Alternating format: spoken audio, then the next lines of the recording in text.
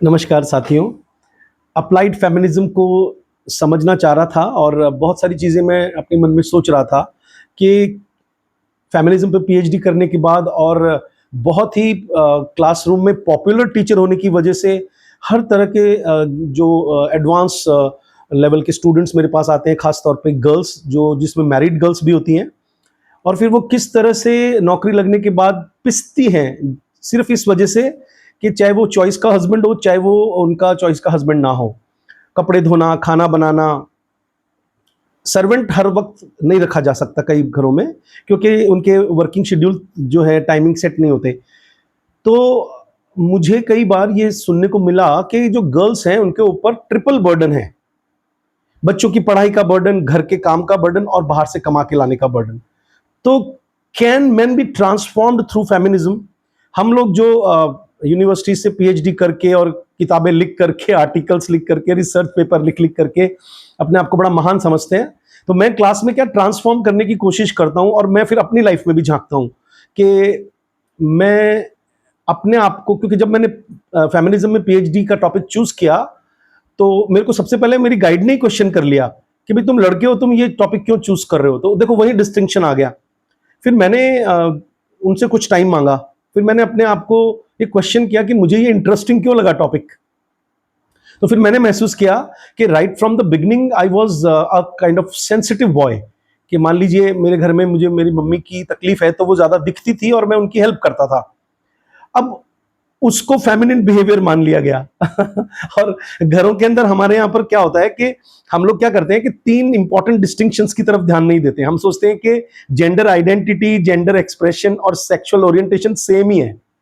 तो कोई भी पुरुष है, अगर वो कुकिंग कर रहा है, फैशन इंडस्ट्री में है, मेकअप आर्टिस्ट है, या उसके हल्के फुल्के या ट्रेडिशनल फेमिनिन जेस्चर्स हैं, तो ये उसका कोई सेक्सुअल ओरिएंटेशन नहीं बता देता।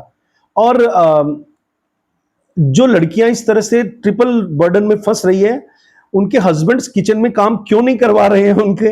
एक तो उनकी माओ ने उनको ट्रेन नहीं किया, लड़कों को। और अगर मान लीजिए वो इतने पढ़े लिखे हैं और इस बात को समझते भी हैं, तो उनको एक खतरा रहता है कि जैसे मैं अपने जहां मैंने नया मकान बनाया था, तो मेरी वाइफ का ट्रांसफरेबल जॉब था। वो सुबह बहुत जल्दी जाती, बहुत लेट आती, तो मैं मोस्ट प्रोबेबली सारे काम करने की कोशिश करता। तो एक बार की बात है, कोई मैं बर्तन मांज रहा था और कोई आ गया घर में अचानक से, सामने वाले पड़ोसी। तो मैंने तुरंत अपने आप को हाथ धो करके और टेबल पे बैठा, और वाइफ ने वो रोल लिया, क्योंकि हम नहीं चाहते थे कि वो मुझे इस नज़र से देखें। लेकिन कुछ ही साल, 1-2 साल उस मोहल्ले में रहने के बाद सबको पता चल गया कि भाई ये जो डॉक्टर पारिक हैं, ये मैडम की बहुत हेल्प करते हैं, और मैं बड़ा एक अच्छा हस्बैंड के तौर पर औरतों में फेमस हो गया। लेकिन जो जब भी कोई पार्टी शादी में जाता तो वो आदमी ये कहते और मांजाए बर्तन। तो मैंने मन ही मन ये सोचता हूँ कि देखो, क्योंकि सारे के सारे वर्किंग हैं और उनमें से कफ कुछ लोगों की वाइफ्स भी वर्किंग है, लेकिन वो जो वाइफ्स हैं उनके सिर पर ज्यादा बोझ है। और वो लोग जो जो जेंटलमैन हैं, जिनको हम जेंटलमैन कहना भी चाहिए कि नहीं, वो आकर के घर में अखबार पढ़ते हैं या टीवी देखते रहते हैं।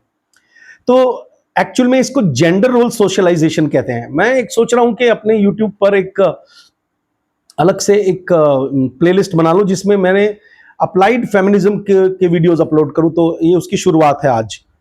कि जो जेंडर रोल सोशलाइजेशन है, वो ये होता है कि हम ये डिसाइड कर लेते हैं कि ये मैस्कुलिन है और ये फेमिनिन है। और R.W. कॉनेल का नाम जिन्होंने नहीं सुना है, उन्होंने कॉन्सेप्ट दिया, दैट इज कॉल्ड हेजेमनिक मैस्कुलिनिटी।